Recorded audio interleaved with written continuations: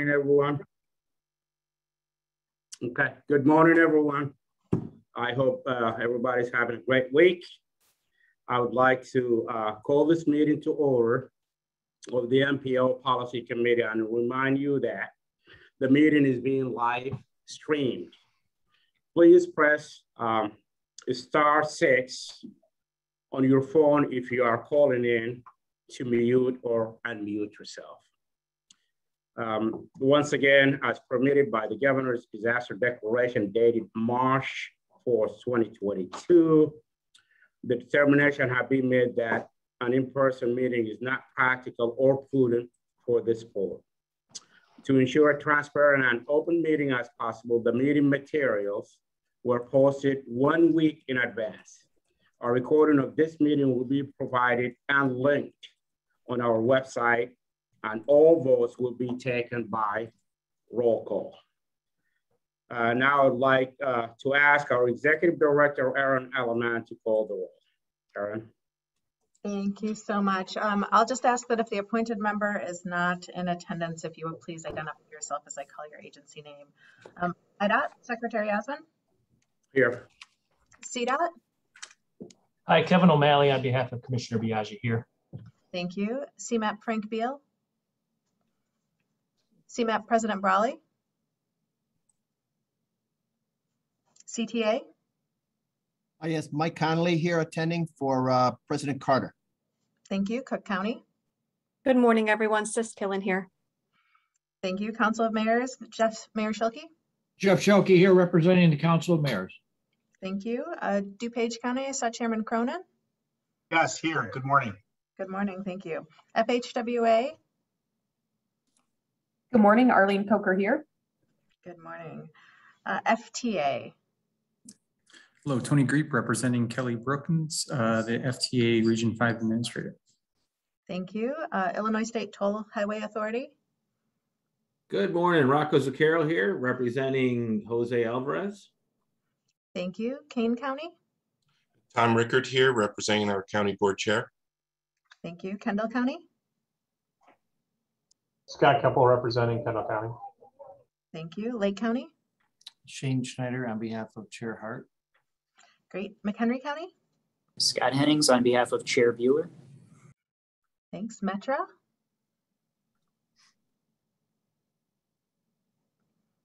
Pace. Good morning, Melinda Metzger representing Chairman Kwasniewski.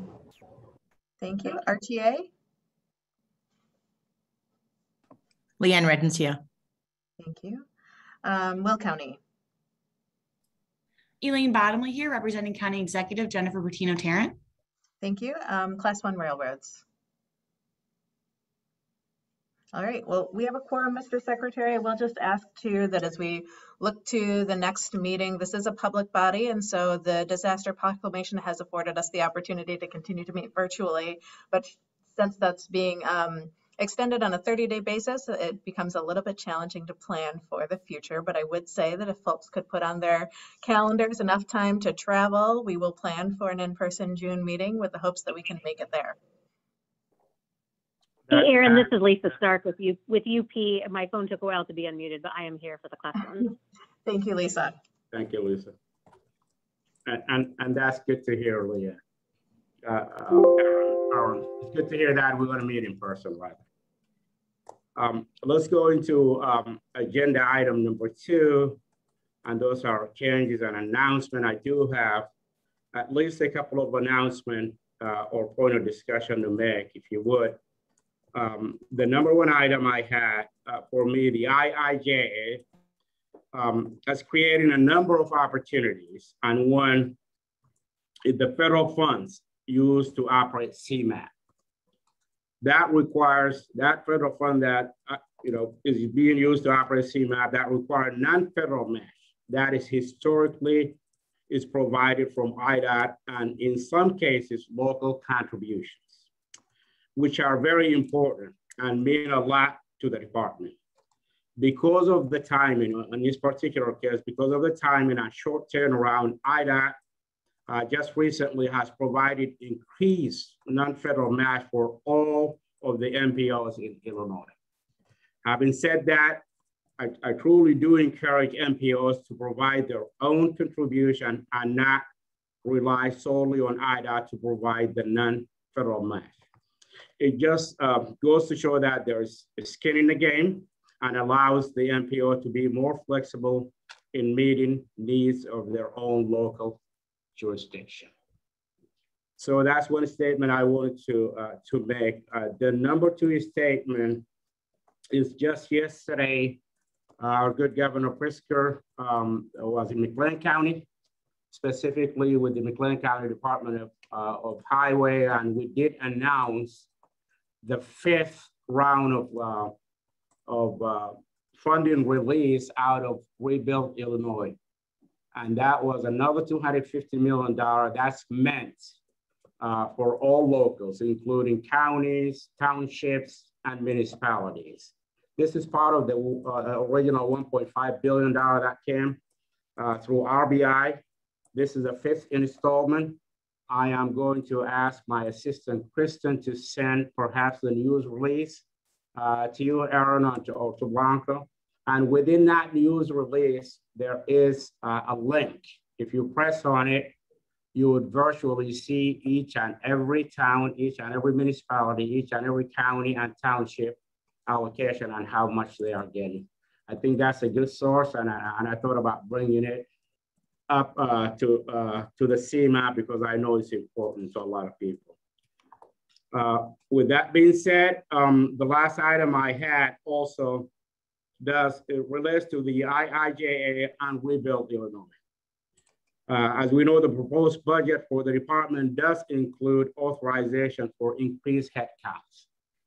And is to a total of at least 300, if not 400 increase in our headcount. We anticipated this early on with Rebuild Illinois. We have asked for increased headcount, and the budget, the governor and the budget office, recognizing our need, have allowed us to do that. But similar to all of us, we are struggling now. We are struggling to meet our workforce needs. And we have a number of initiatives to try and enhance our recruitment and retainage, including right now in front of our legislator is a possible scholarship for minority engineering students, student loan repayment, and revamping our own co-op program the way the department used to have it for years. We had a very, very successful co-op program. Maybe we gave up on it maybe 15 years ago, around that, but it was very successful. That provided us a real bench for us to recruit from, especially on the engineering technician side of the ledger for us. We went away from that. We're bringing that back because that is going to be really critical for the overall strength of the structure of the department. So I wanted to put that out there. Any comments, any question anybody would like to make?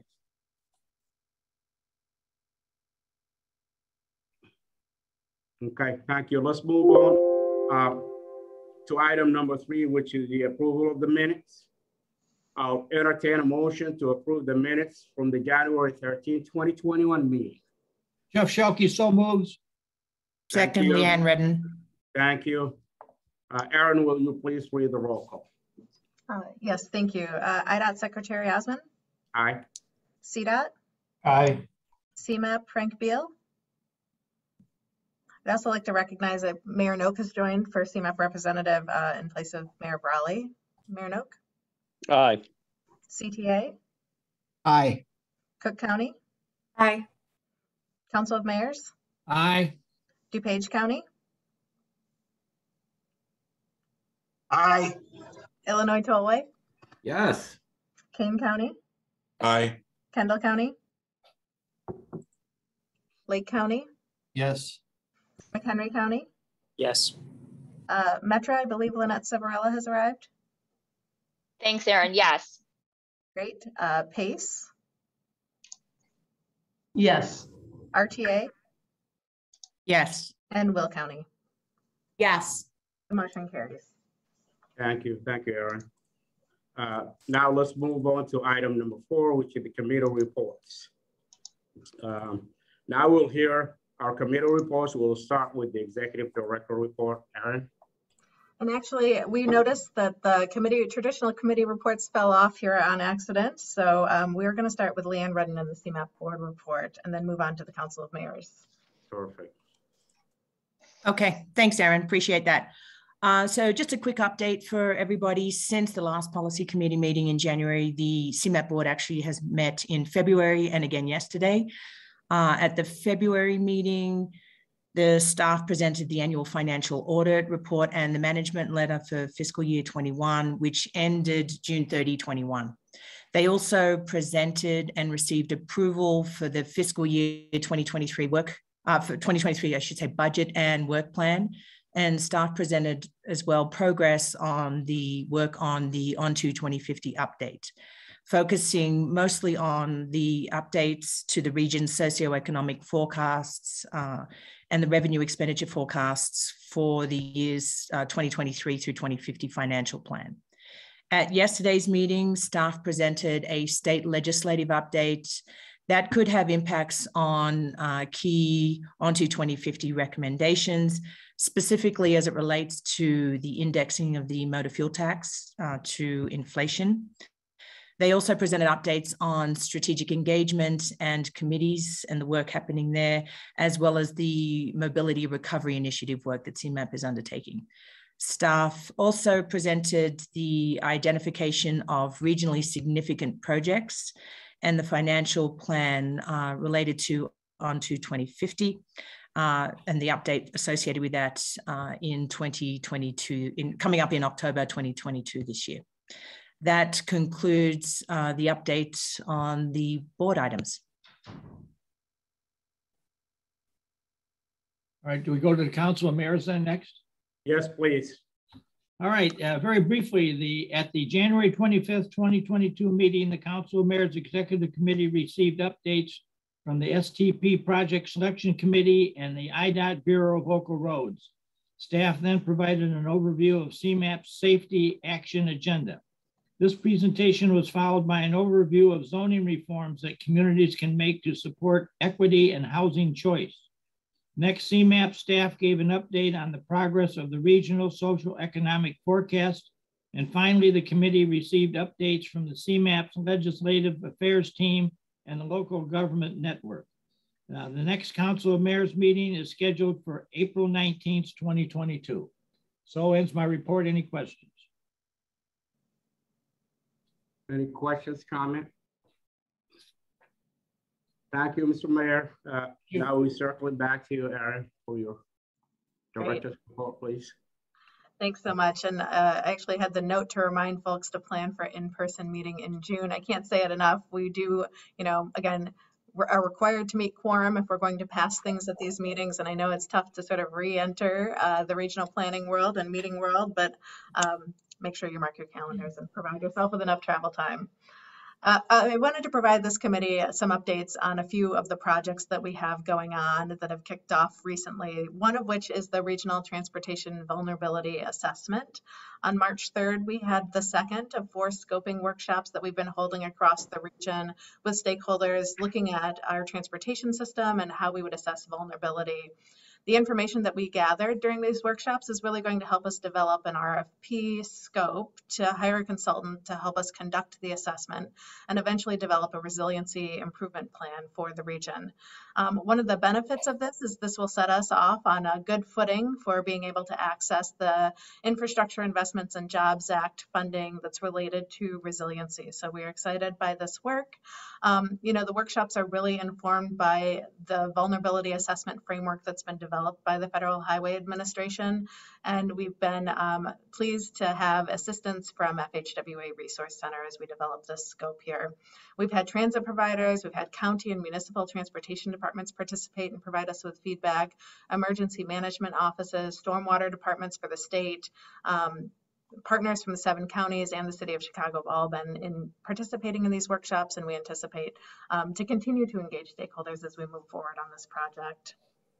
Another project that we have recently kicked off too is on electric vehicle infrastructure and the charging infrastructure that will be required as we transition away from motor fuel powered engines, I suppose. And again, building off of the opportunities that are available through us from the Infrastructure Investment and Jobs Act. We are anticipating seeing about $2.5 billion in competitive grants across the country to support local electric vehicle charging networks. And we know that this is a priority for the state as well. So we are investigating right now how we can assist the region in the deployment of an equitable and accessible regional charging network that will meet the needs of all of our residents now and into the future.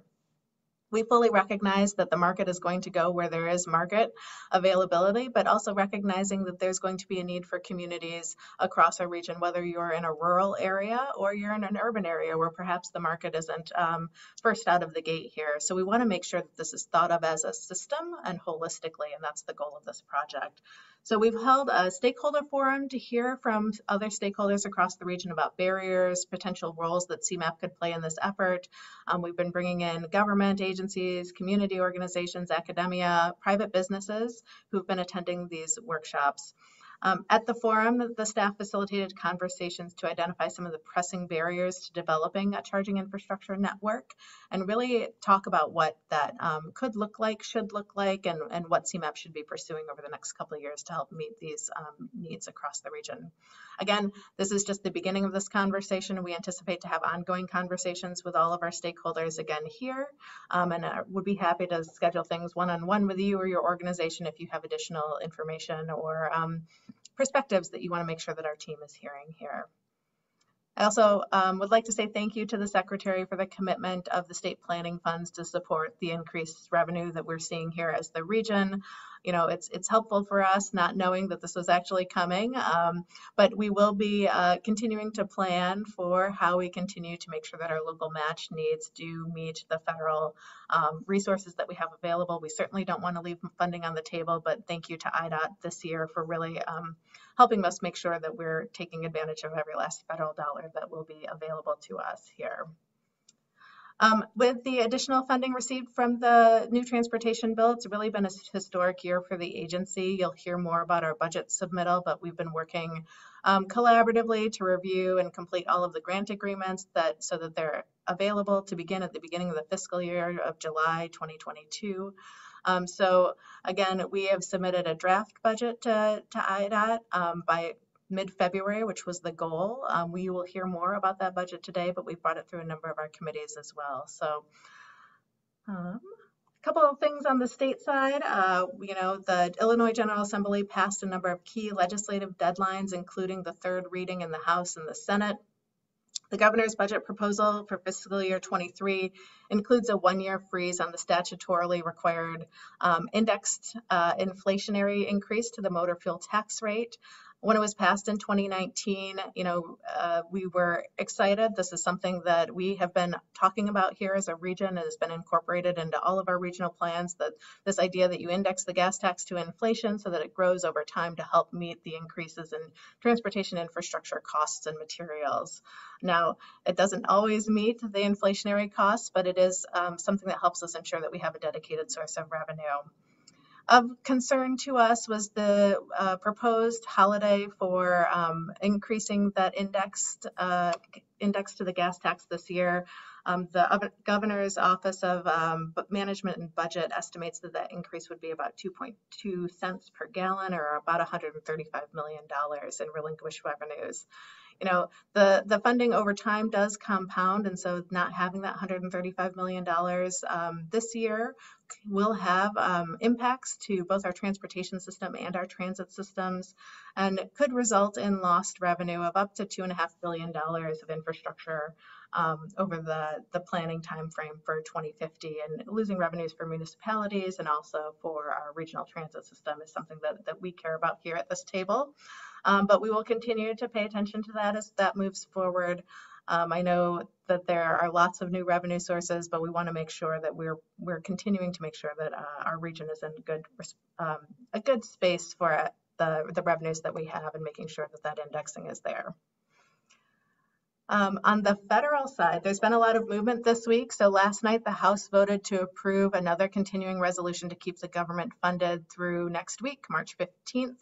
I think even better news is that they voted to approve a full year $1.5 trillion 2022 funding bill that would provide $103 billion in funding to USDOT. The Senate is expected to vote on the short-term extension before tomorrow night, and the FY 2022 appropriations this weekend or early next week. So if this bill passes next week, USDOT can begin implementing all of the new programs and policies that we've been talking about under the IIJA or bipartisan infrastructure legislation. The bill also contains about $1.5 billion in member-designated transportation projects. We received a list of projects from Illinois that were included in this legislation and appropriations bill. We're happy to share those. You can either reach out to us, or if Tim is on, I'm sure he'd be willing to drop those in the chat if you're interested. The bill also creates a new Thriving Communities program, which is something that we were heartened to see. It's a joint competitive program between USDOT and the Department of Housing and Urban Development to provide technical assistance, planning, capacity building to both rural and underserved communities that are in need of transportation systems improvement. And so this is definitely a program that rings familiarity to the Sustainable Communities Initiative, but something that Cmap and our partners across the country really think that is important as we think about planning for the long term here. And the Sustainable Communities Initiative really did kick off our local technical assistance program that's been very successful. Let's see. Also of note here is that the Federal Highway Administration and the Federal Transit Administration are here in our offices live. They've been conducting their annual joint, every 4-year joint certification review of the region's transportation planning process. You'll hear more about that on our agenda today. But again, it's a required review, really looking at how our processes work, how our partnerships are working together, and whether or not we are meeting the federal transportation planning process rules. And the last item that I have for you all is that we this year are having our 3rd annual Public Service Awards program is underway. We want to recognize the extraordinary service of our colleagues in the areas of good government, advancing the ON2 2050 plan, Cmap's core values, and recognizing an individual for making a difference this past year. So nominations opened on Friday of last week and will close at the end of this month. So if you have projects, people in your organization that deserve recognition, please do reach out to us. We'd love to have people submit some applications here so we can recognize the good work that's going on across the region. With that, Mr. Secretary, that concludes my report. And thank you, Erin. If I may, you did ask for the list of earmark / members initiative. It's already on the chat if you want to check it out, about 6 pages. So thank you for that. If I may, also, you did talk about the $1.5 billion that was enacted yesterday or went through the House, I believe. And I haven't read the entire package yet to see what's in it, but there was a little bit of discussion about it, some 19 billion or so of COVID funding being separated from, or being looked at separately. Do we have any idea what was in that 19 billion, or how does that impact us in transportation? Is that part of that? Do we know? I think Tim can correct me if I'm wrong, but I do believe that the COVID relief programs were separate and in addition to the transportation elements, so that they weren't impacted. Good, that's good to hear. Thank you. And one last maybe comment. You did refer to the $135 million waiver on the index, which is true. That's based on the Governor's Office of Budget and Management. That's their calculation based on 2.2.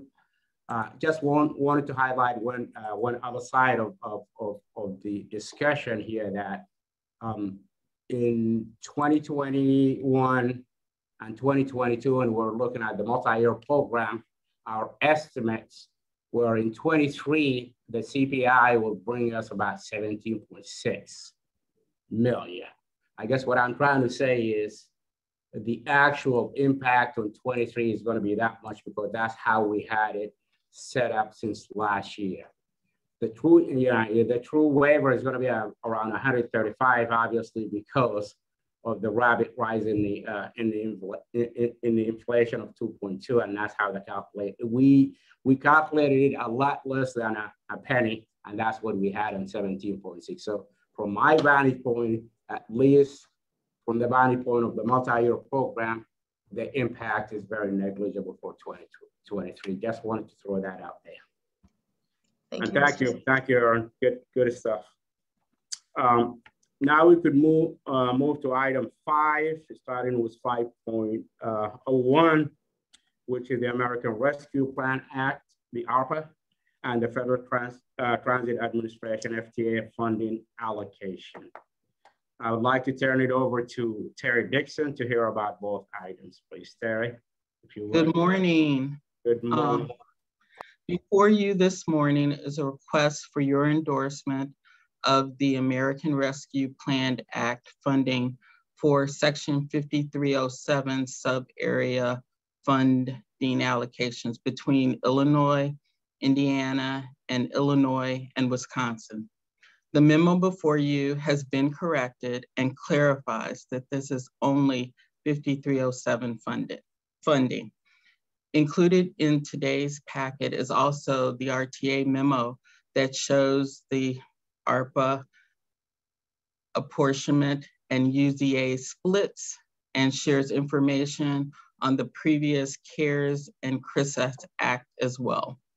The RTA Board of Directors approved the allocation at their November 5th, 2021 board meeting, and therefore at this time, the MPO is being asked for its endorsement of the allocation split. The Illinois portion of the split is $1,496,974,311. The service board splits are included for information only. Therefore, staff is requesting MPO endorsement of the American Rescue Plan Act allocations between Illinois, Indiana, and Wisconsin.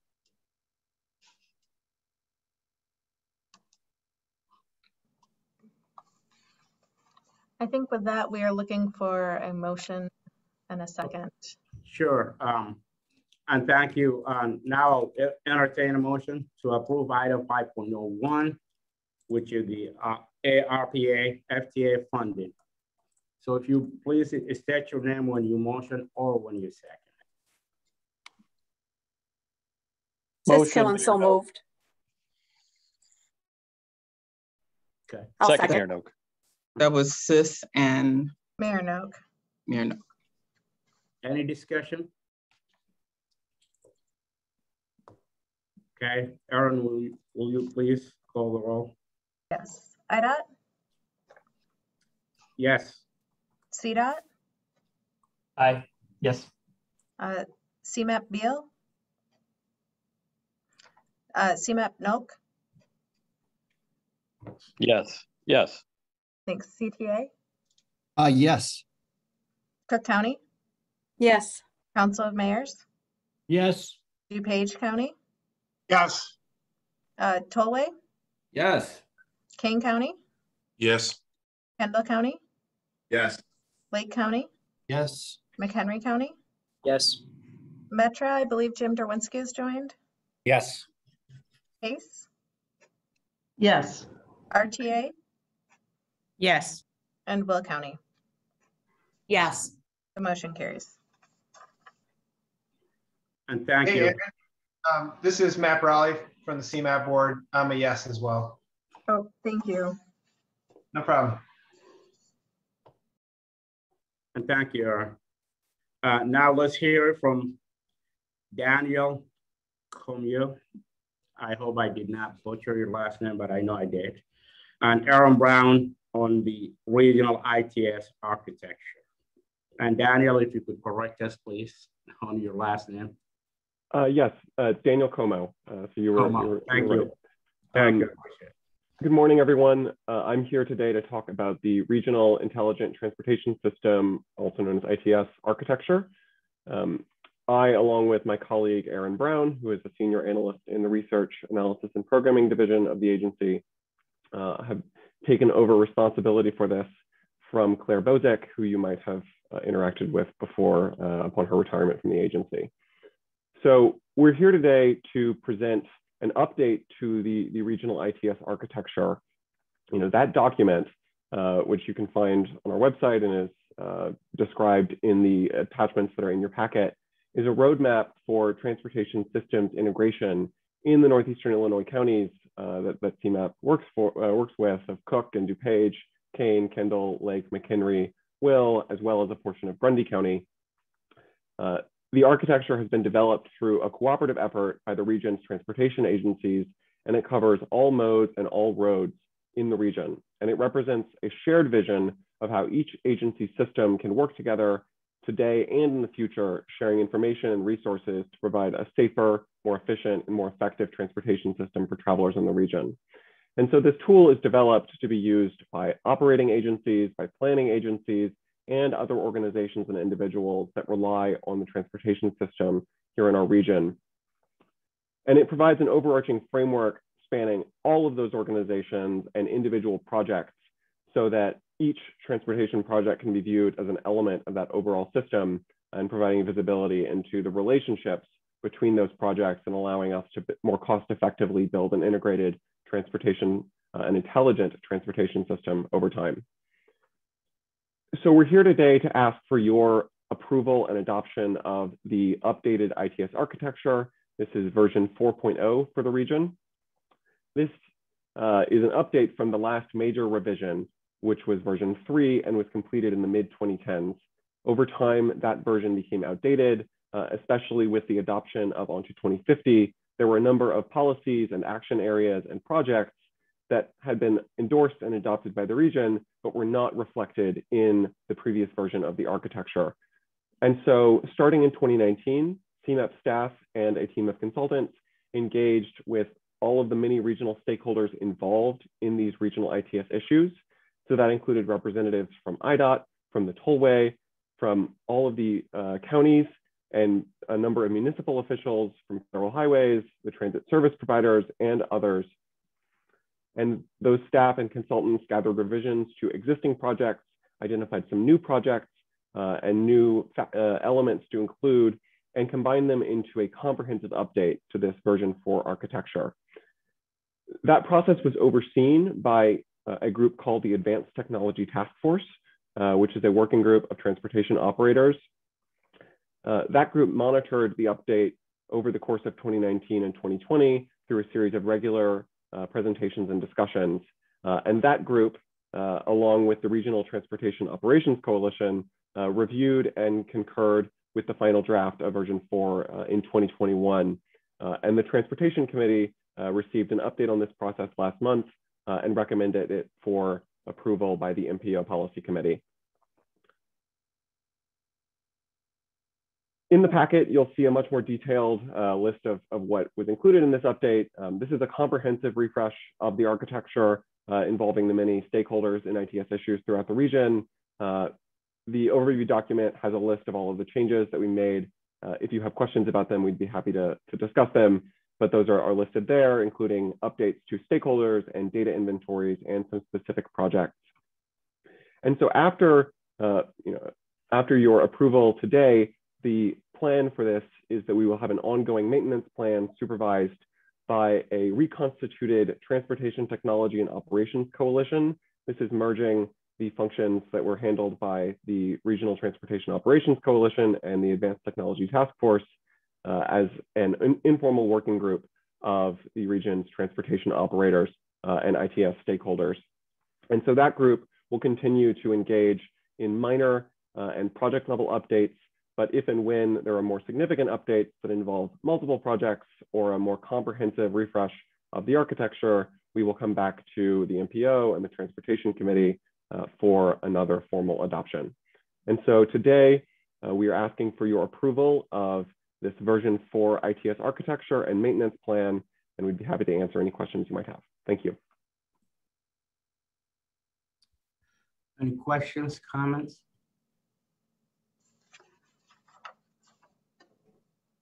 Okay, thank you, Daniel. And it looks like we do have one question, Mr. Secretary, from Siskillen.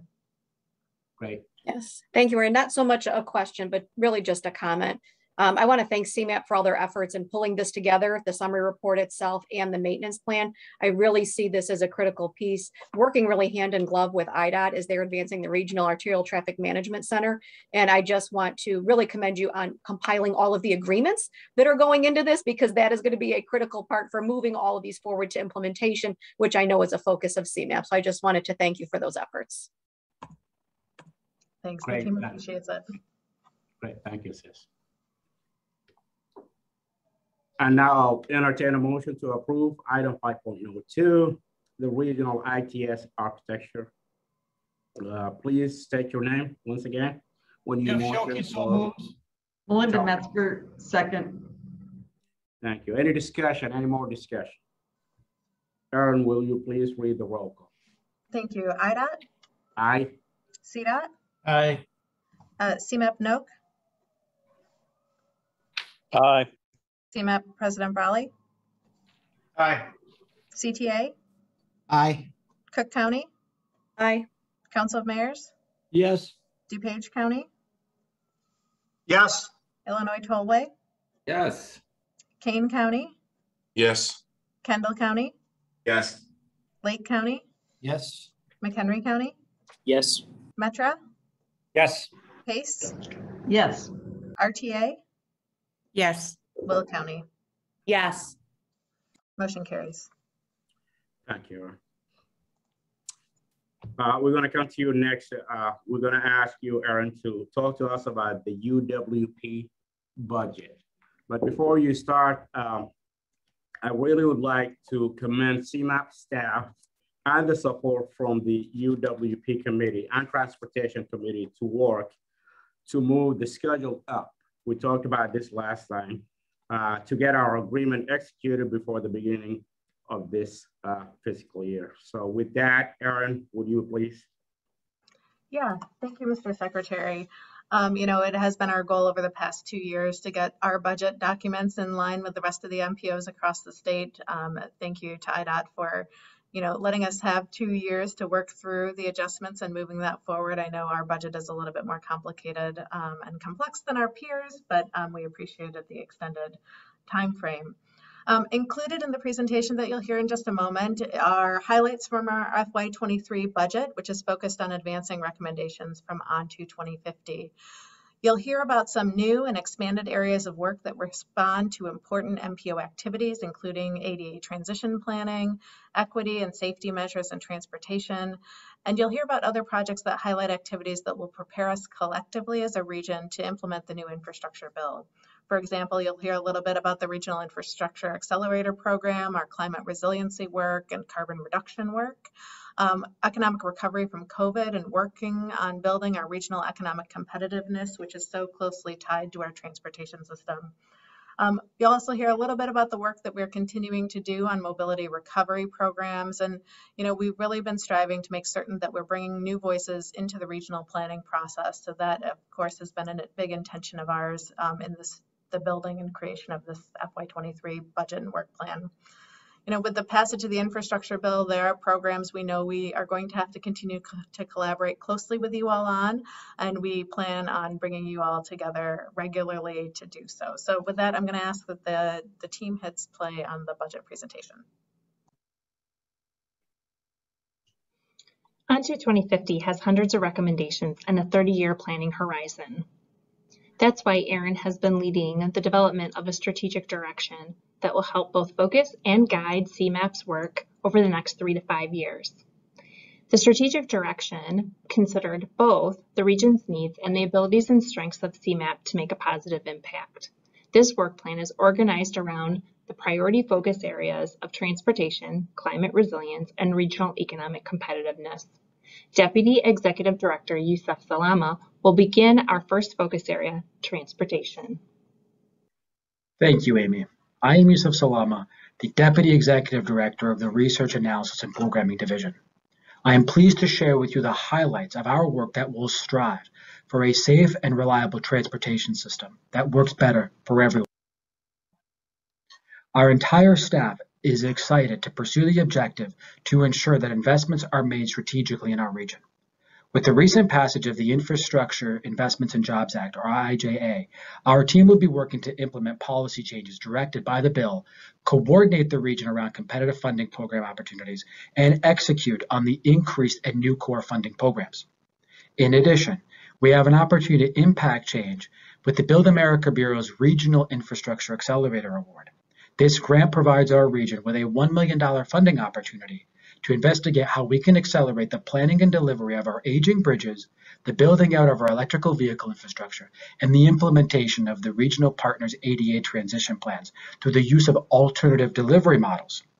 For our regional partners, we look forward to serving you as a convener, project identifier, an educator, and technical resource.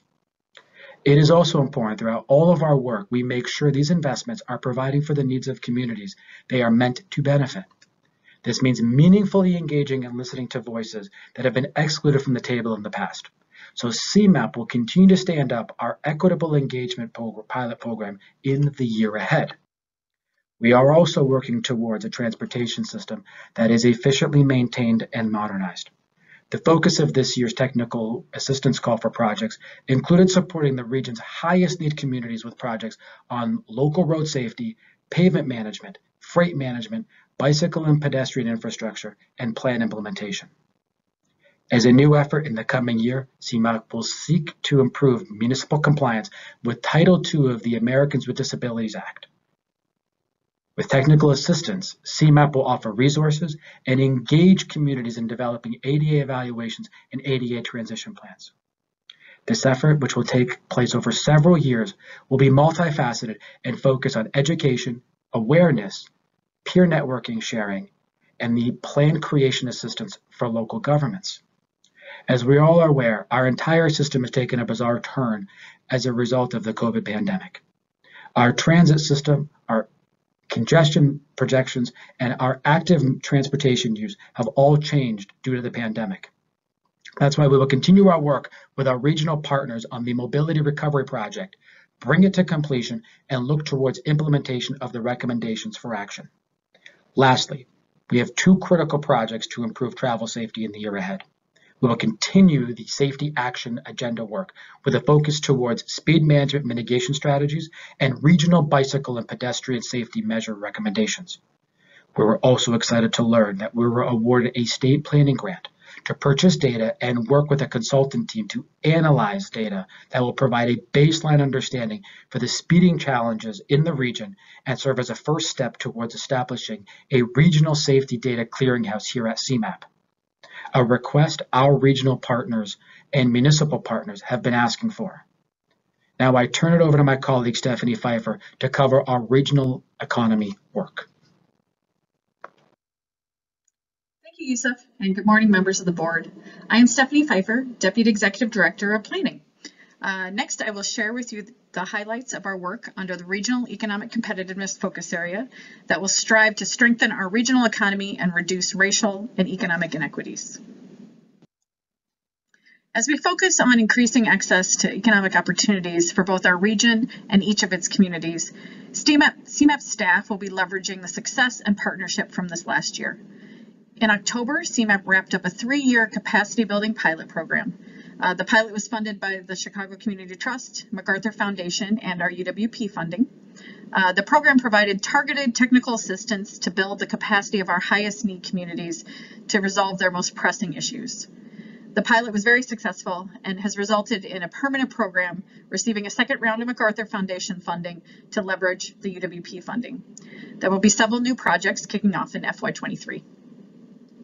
Next, as part of the agency's effort to develop approaches and best practices to improve the quality and diversity of the region's housing stock, we have partnered with the Metropolitan Mayor's Caucus on their Age-Friendly Communities Collaborative. Through this, Cmap will be a resource for MMC and providing targeted technical assistance for housing, zoning, and transportation topics to help local governments advance age-friendly housing in their communities. And lastly, the Community Characteristics Project will build on previous agency work, such as the Economically Disconnected and Disinvested Areas Analysis and our Community Cohorts Model. The primary goal of this work will be to enhance Cmap's programming work by exploring how to balance the impacts of place-based investments in individual communities with improvements that may be physically distant, but still beneficial to local individuals. These new insights will help staff to recommend how to more equitably and efficiently target scarce public resources. Metropolitan Chicago is experiencing prolonged slow growth and failing to ensure that all residents contribute to and benefit from the economy. With funding from the Chicago Community Trust, Cmap is partnering with the Brookings Institution to organize diverse stakeholders around achieving greater competitiveness and shared prosperity in the region. In the year ahead, this project will define an inclusive growth framework and action plan for sustaining economic progress through regional collaboration. Work has already begun, and we will provide the board with updates as the project proceeds. As a result of the Regional Economic Recovery Task Force and in coordination with the Inclusive Framework Initiative, Cmap is convening a regional economic collaborative with our regional EDOs, World Business Chicago, and Intersect Illinois to work together to study and analyze data and information about changes in the region's economy. This is done in order to understand the interplay of transportation assets, land use changes, and economic drivers in the region. The goal of the work is to have the necessary data and information about changing economic conditions to be able to make prioritized investments and provide insights and direction to regional stakeholders, such as economic development organizations, for regional activities that can further inclusive growth. Thank you for your time, and now we'll turn it over to Laura Wilkinson to highlight some of our upcoming climate work. Thank you, Stephanie. I'm Laura Wilkinson, Deputy Executive Director for Plan Implementation and Legislative Affairs, and I will be covering the highlights of our work towards the goal of making our region one that takes action to mitigate and adapt to effects of climate change and preserves our high-quality water resources. At the intersection of transportation, our regional economic advantages, and our objective to reduce greenhouse gases from the transportation system is an exciting new project we're starting next month to coordinate our region on EV infrastructure planning. The goal is to provide an equitable framework for charging infrastructure. Cmap will work with local, state, and regional partners on the feasibility of a regional network that strategizes and plans with regional coordination, equitable investment, geographic equity and efficiency, and alignment with other transportation investments. This will help our region respond to federal and state investments and coordinate with the private sector. In addition, there are new opportunities that the federal infrastructure bill has provided MPOs with the creation of a new core funding program, a carbon reduction program. As Yusuf mentioned earlier, we're excited to execute this new program as well as reap the benefits of these projects for improved climate in our region. With our climate portfolio, we'll also be working diligently to protect and encourage sustainably managed water supply. We'll be doing this through a continued grant from IDNR to look at water supply planning in the region. In addition, our Flood Susceptibility Index that has been used by many of our partners and lauded by MWRD will receive an update that will allow for even better information for our partners to mitigate and plan for flooding in our region.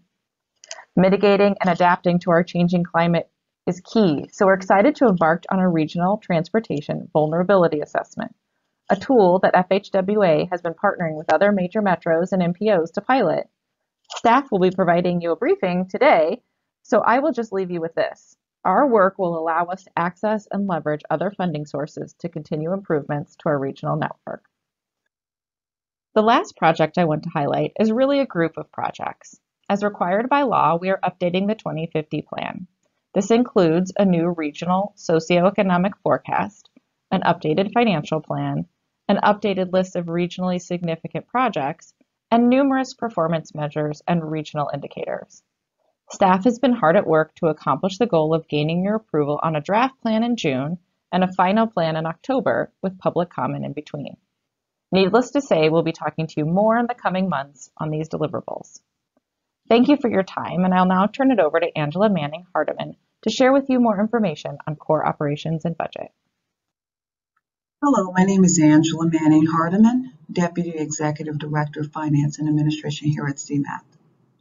Today I want to provide some highlights from the draft FY23 Annual Comprehensive Budget and the UWP budget for fiscal year 23.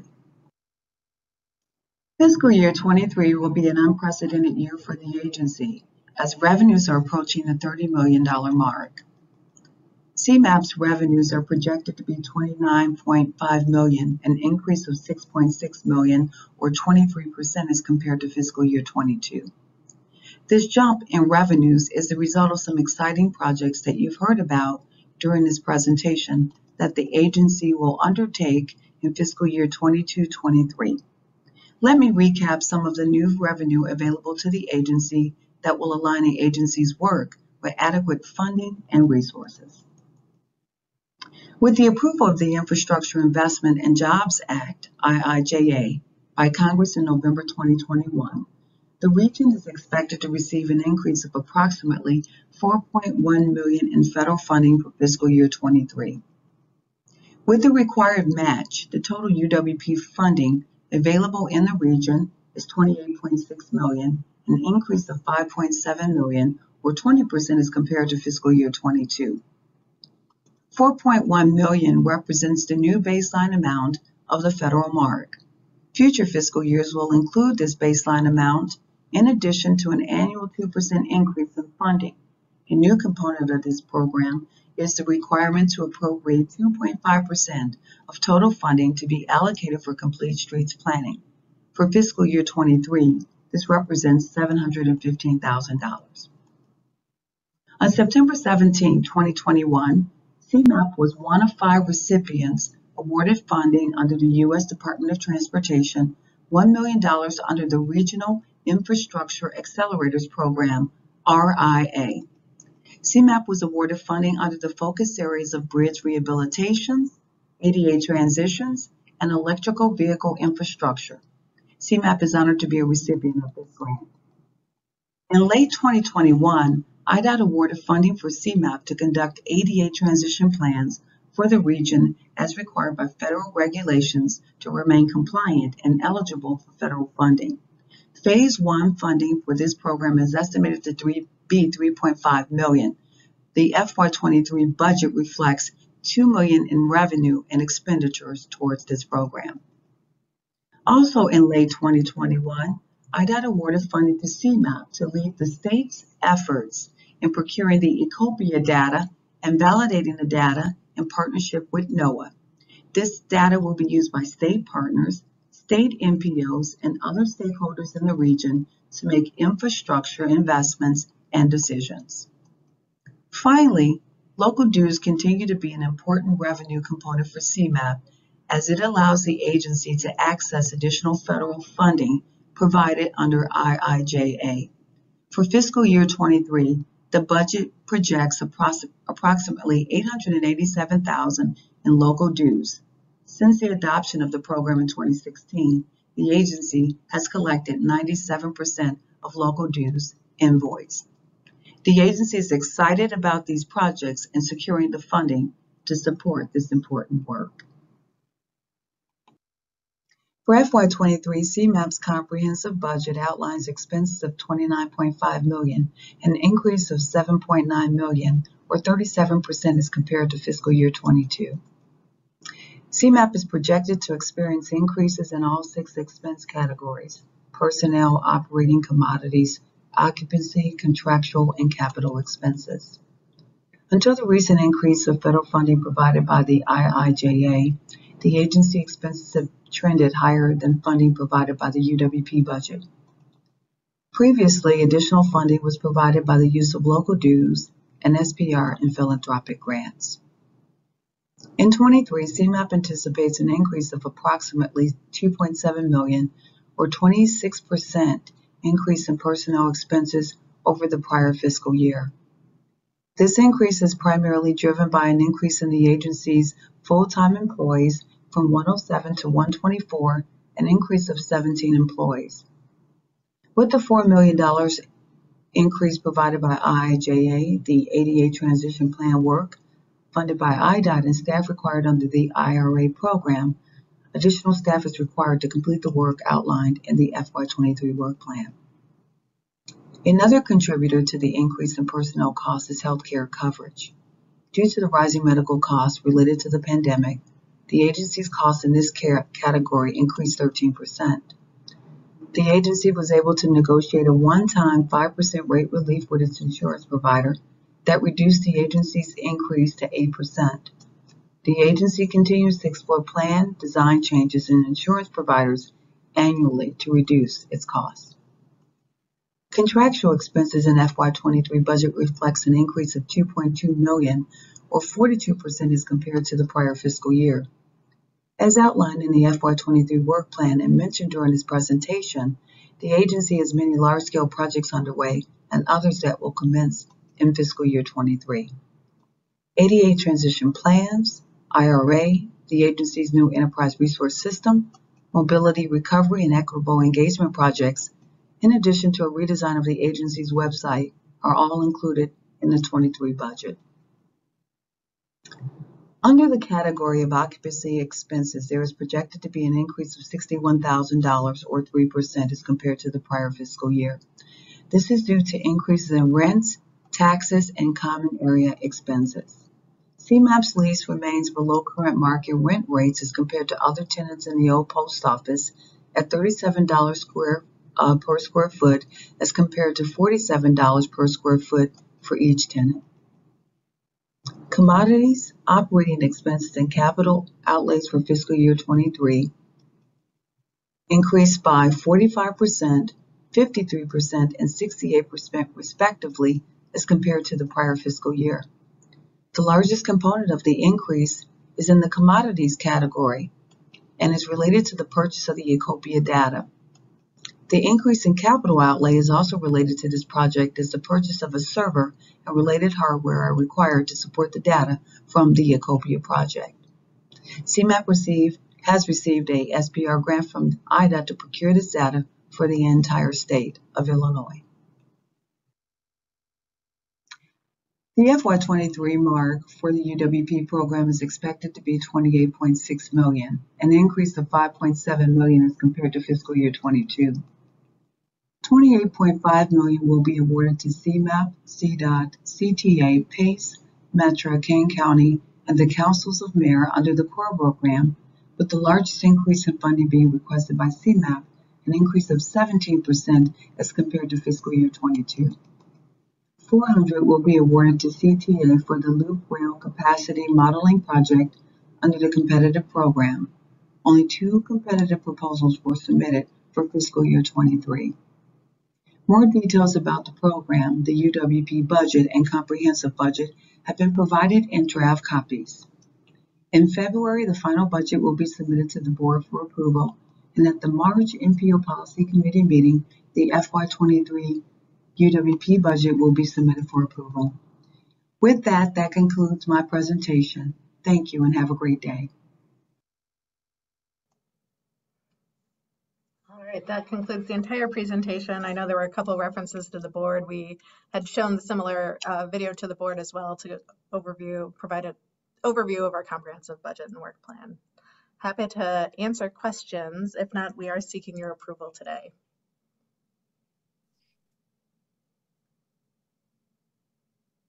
Any questions, any comment? The only comment I would make is this was very comprehensive and well done. That's all I'm going to say. Well done. Thank you. Oh, this is Mike Connolly. I'd like to move approval of this item. Second.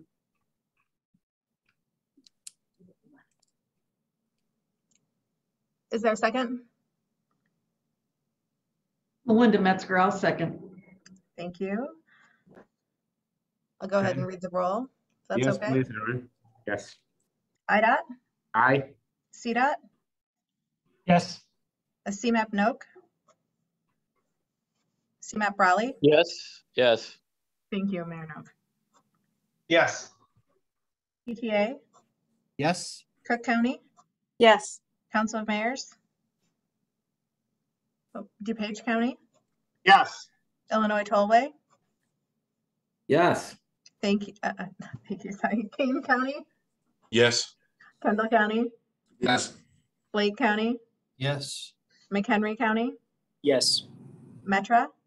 Yes. PACE? Yes. RTA? And Will County? Oh, RTA? Yes, sorry. Couldn't get on mute on time. Will County? Yes. Thank you. Motion carries. Thank you, Aaron. Now we'll move on to item 6. Jen Grover will talk to us about the Cmap, strategic direction, and the committees. Jen, would you please?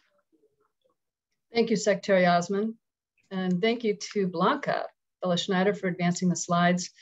In 2021, the agency embarked on an internal exercise to re-examine our work and resources and to strategically focus on the implementation of the Onto 2050 plan and its goals. Let me share with you what this means for the agency's committees, their focus, structure, and membership. Next slide. As with everything, we started with the agency's core values. Next slide. And with everything, we are guided by our mission to serve the people of the region by driving innovation, fostering shared vision, and advancing toward a common vision. That is service, innovation, and collaboration. Next slide. Our strategic planning process led us to a theory of change for our work that connects our actions to the outcomes we seek in implementing the Onto 2050 plan. It sounds simple, but it's a way to reorient our efforts toward the impact of our work. We want to see the 2050 plan implemented by meeting goals and achieving objectives in 3 core areas: transportation, economic competitiveness, and climate. This is where Cmap can be influential and have impact. So here's our 5-year framework with the overarching vision, a mission, and goals in 3 core areas. We want to clearly communicate what Cmap's lane is and how we make a difference there. A lot of our work will stay the same, but there are opportunities for us to have more impact. The goals and objectives connect directly to our committees and working groups, their membership, representation, and the important work they do. In February, the Cmap board approved a committee structure that aligns our focus areas with specific objectives. We have formal standing committees you're familiar with of the board: the coordinating committee, transportation committee, the citizens advisory committee, our council of mayors, and the new regional economy and climate committees that will meet for the first time at the end of this month. These committees are public bodies subject to the Illinois Open Meetings Act and are governed by bylaws.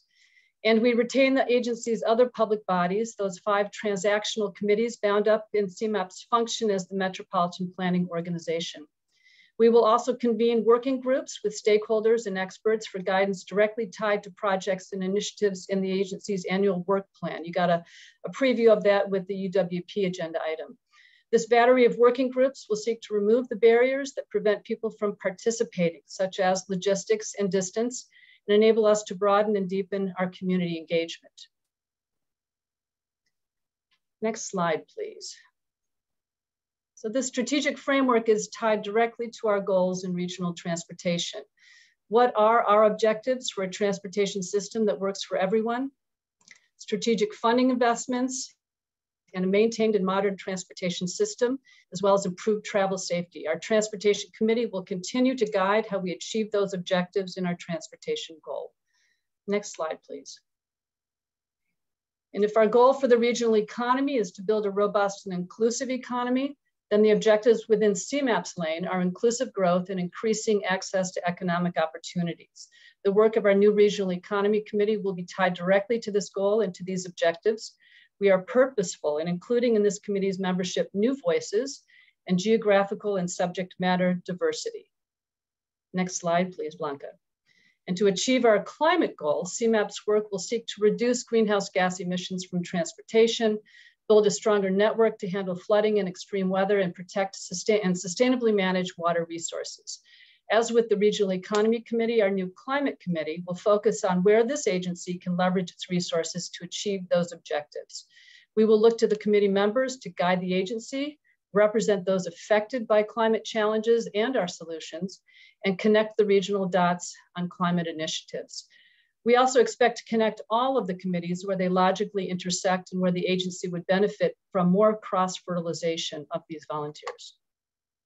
Next, and I think final slide, these improvements to our committee structure are designed to focus our work and create more opportunities to use the experience and insights of regional stakeholders and communities. We need to hear from our constituencies and find meaningful ways to sustain their engagement and remove barriers to their participation. The committees and working groups are an important part of the agency's public engagement. Thank you for your support of the agency's vision and mission, and for the work of all the people who guide the agency through their service and our committees and working groups.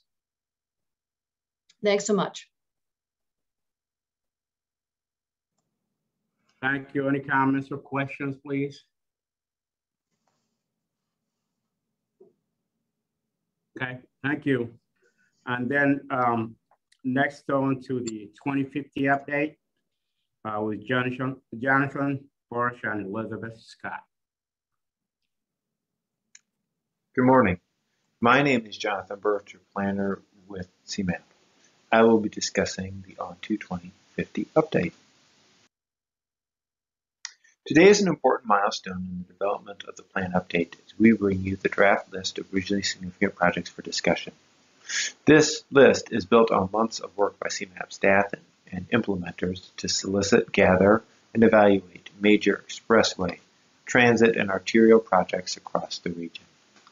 It is also an important benchmark as we enter a critical period for plan development. Staff is currently drafting the On2 2050 update. In April, we will be holding a series of roundtables to discuss key findings from the plan update and related work like mobility recovery, as well as beginning to envision the 2060 plan. In June, we'll be coming back to you to present on the plan update in preparation for releasing the draft plan for public comment over the summer.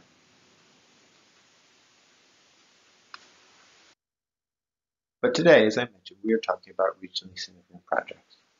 One of the key parts of developing a regional plan is the identification of major transportation projects, so major that they warrant additional discussion through the regional planning process, and to ensure that there are sufficient future reasonably available revenues to implement those projects.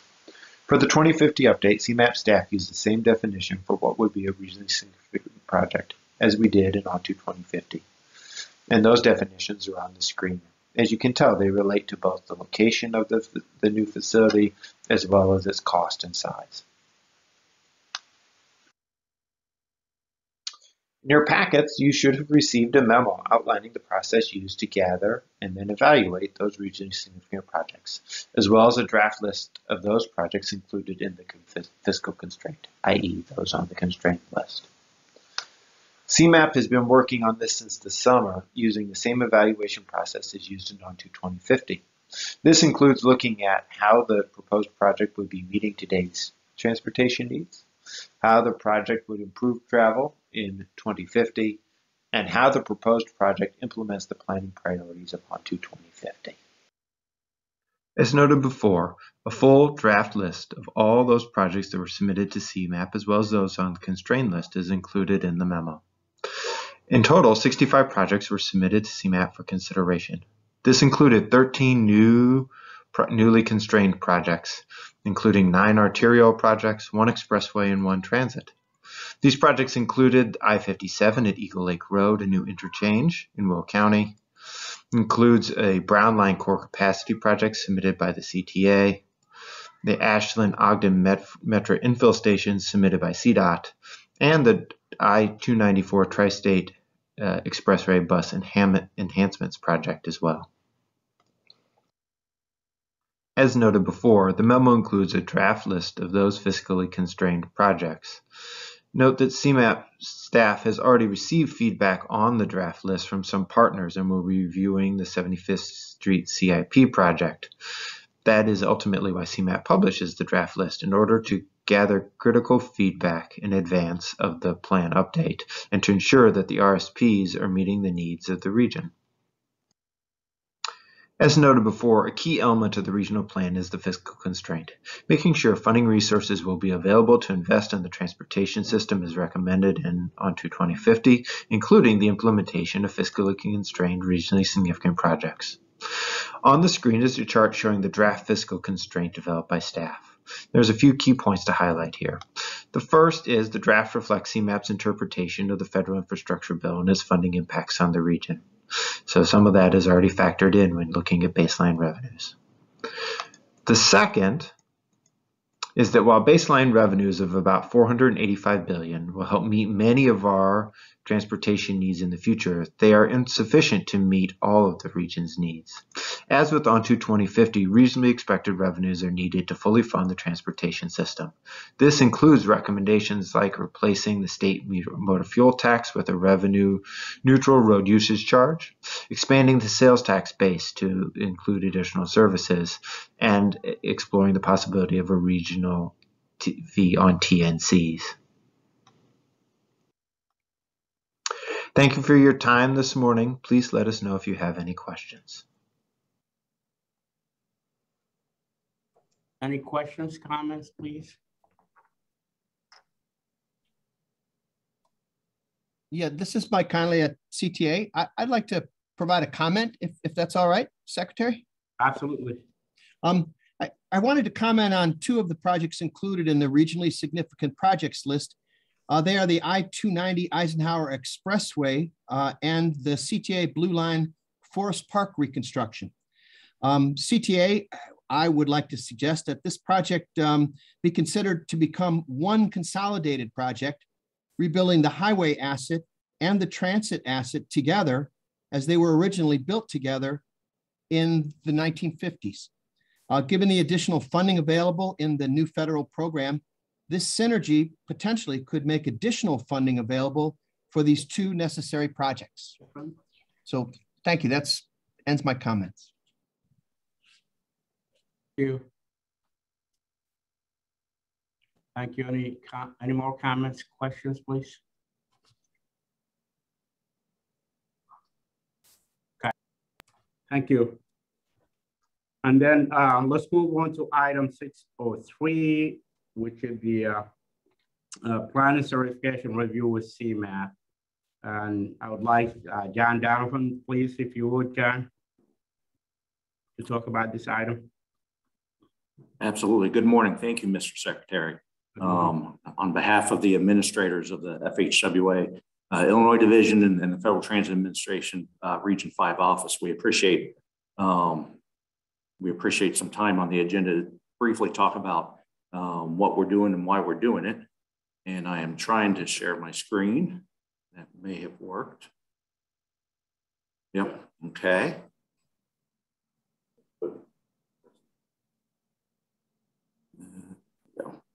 Here we go. We can see it. it. Okay.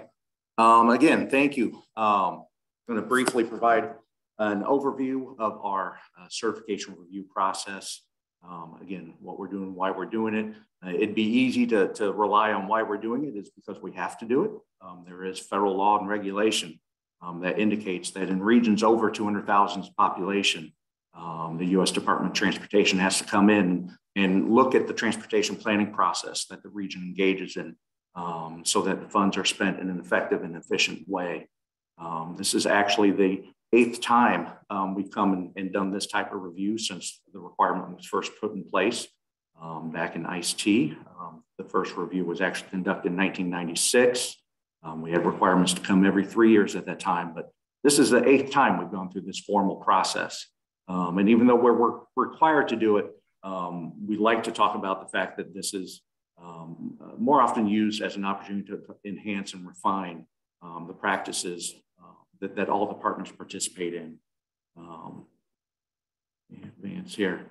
Through this review, we look at the structure and administration of the planning process. And again, it's important to note that we're reviewing the process itself. It's easy to fall into a mode thinking that we're just sitting here grilling Erin and her staff for days on end. But the MPO itself is actually this body that is in place right here, the MPO Policy Committee. This is the MPO, and whereas the staff serves a critical leadership role in providing direction and advancing all these issues. This is not necessarily a review of the Cmap staff. The partnership of MPO, of course, includes the state, includes the public transit providers, includes local governments, includes the federal government. This is a review of our work with you as well. So again, we look at the structure and how that planning process is being administered. All kinds of planning regulations we can touch on, and we've got a slide here in just a minute to discuss a little bit more about that. But we also look at other federal requirements, the Civil Rights Act, Americans with Disability Act, and again, the Clean Air Act kind of has a special tie with the transportation planning process. in terms of their regulations affecting how some of the transportation dollars can be spent. These are large processes. There's a lot of work being done through the MPO. So we like to look at these reviews through a risk-based lens, especially since we've been here several times now. Like I said, the 8th time we've been conducting a formal review. But we do try to focus and pinpoint on issues of priority need for the region. And in doing so, we look at what has occurred since our last review. We try to understand the local conditions. What's going on in Northeastern Illinois is going to be very different than what's going on in Rockford, Illinois, or on the East Coast or the West Coast. The conditions affecting this transportation management area, I like to say most of my career, we've always been talking about needing to raise the gas tax and increase revenue. For the first time, we're conducting this review through Rebuild Illinois and through the IIJA. We have resources that we've been talking about for a very long time. How does that change the planning process and the expectations and capacity for us to get work done? We may have also dropped the ball. Looking back at my notes in 2018, we didn't talk about the upcoming global pandemic one time. That's obviously had an impact on how everybody operates. But I think it just kind of highlights and stresses the need for all of us to be able to be flexible in how we do our work and meet the challenges approaching us. The maturity of the planning process in this region is high relative to other places in the country. Again, very detailed, complex process we have here. World-class city, of course, with the world-class problems. And again, we look at what requirements have changed. And obviously the passage of federal legislation brings with us new opportunities and new requirements. We may not totally be in place to be able to talk about all that yet. But again, that's why we continue to come back at a periodic basis. I talked about planning regulations. On the screen, you see some of the highlights. This is an incomplete list, but obviously some of our greatest hits, all the issues that requirements that fall under these categories. Each one of these bullets probably has a laundry list of sub-bullets under them. Again, there's a substantial amount of work that falls to the MPO staff, falls to IDOT, falls to the transit providers, trying to get all this good work done. In addition to the requirements, again, a lot of topics. A lot of these are going to be near and dear to all of our hearts, whether it be safety or economic competitiveness or resiliency of the system or equity in the system. How do we advance all these issues? We have requirements, but we also have expectations that we're trying to make advancements in all these subject matters. The review itself, again, we'd like to stress out that this is just one part of our review. It's a 4-year cycle. But again, Federal Highway Administration, Federal Transit Administration, we like to think that we're partners, that we're always there. There's always ongoing oversight. We like to participate in the process. We like to be active. We expect to be active. There's also our opportunity, throughout the 4-year cycle to take various actions, whether it's be as simple as approving TIP amendments or a lot of the other actions that we formally take. In advance of kind of this formal part of the review, we conduct what we call a desk audit or a desk review, where we kind of formally take a look at all the projects that come out of the planning process. And in advance of this on-site discussion, we send the MPO staff a pretty detailed questionnaire in terms of kind of documenting where they're at and where the region's at on so many of these critical issues. Again, that's a fairly substantial amount of work. So for the first time, but not the last time, I'll thank Erin and her staff for great work and providing us all kinds of documentation and information for us to help get through this process. This week, we're conducting an on-site review, and it truly is on-site. It's the first time that we've gotten together like this in some time. So again, the Department of Transportation is still in the vast majority of circumstances in remote work status. So actually being on the ground here a little bit, meeting with people. I think Erin mentioned it at the start of the meeting, encouraging people to attend next time. If the policy committee gets to meet in person, I will second that and just endorse that it's kind of been, knew it was kind of be weird a little bit to get back in the groove, but surprisingly refreshing and recharging to be able to engage with people. So again, we're at that part of the review. We're on site, we're holding discussions. Again, not just with the Cmap staff. We had great participation from the RTA. We had great participation from IDOT, other members of the MPO process. So thank you all for your continued work with us.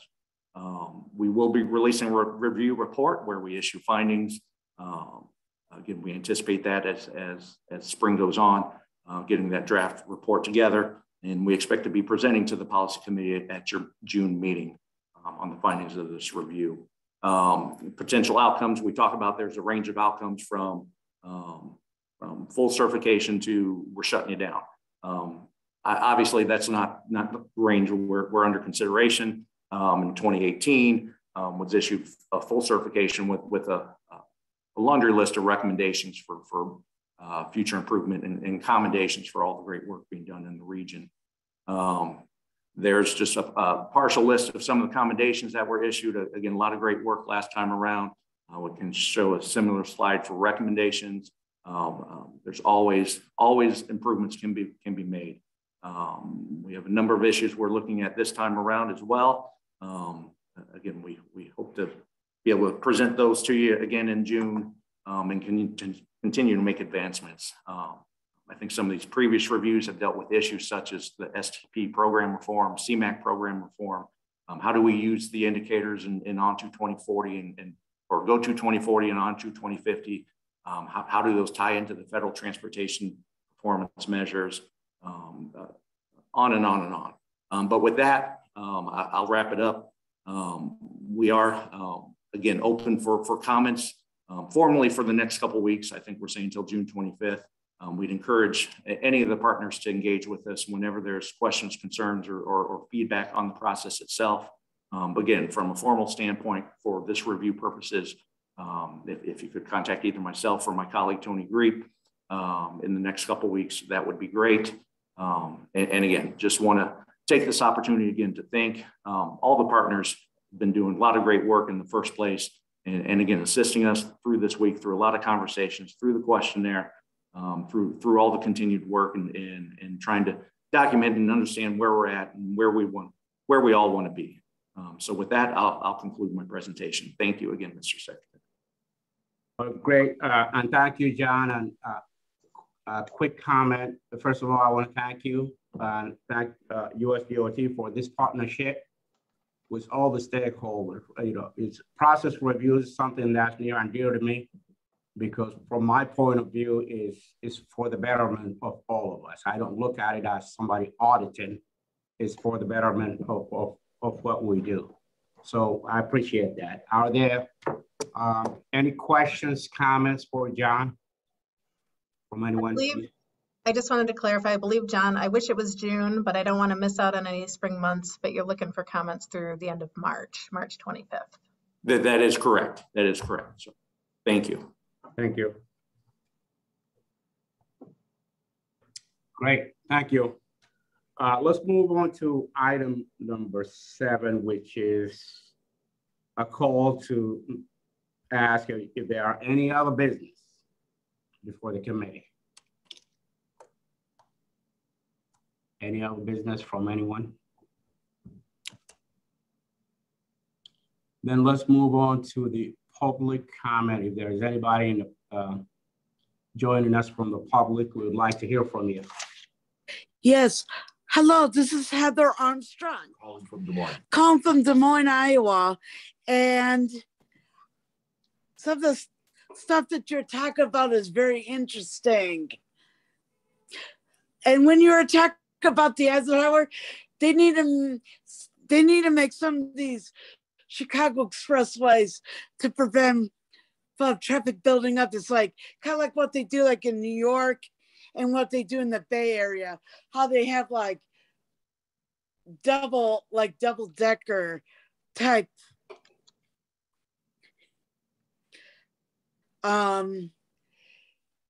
traffic, you know.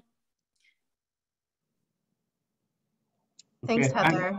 Thank you, Heather. Appreciate it. My pleasure. Thank you. Any other comments from anyone, please?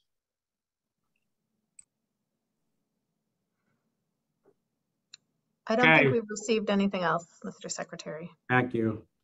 And then our next MPO Policy Committee meeting will be, hopefully in person, on June 9th, 2022. And with that, I'll entertain a motion to adjourn. So moved. And Second. thank you. Aaron, will you please read the roll call? Sure. IDOT? CDOT? Yes. Cmap Beal? Oh, Cmap Brawley, sorry. Yes. And Cmap Noak? CTA? Yes. Cook County? Yes. Council of Mayors? Yes. DuPage County? Yes. State Tollway? Kane County? Yes. Kendall County? Yes. Lake County? Yes. McHenry County? Yes. Metra? Yes. Pace? Yes. RTA? Yes. Will County?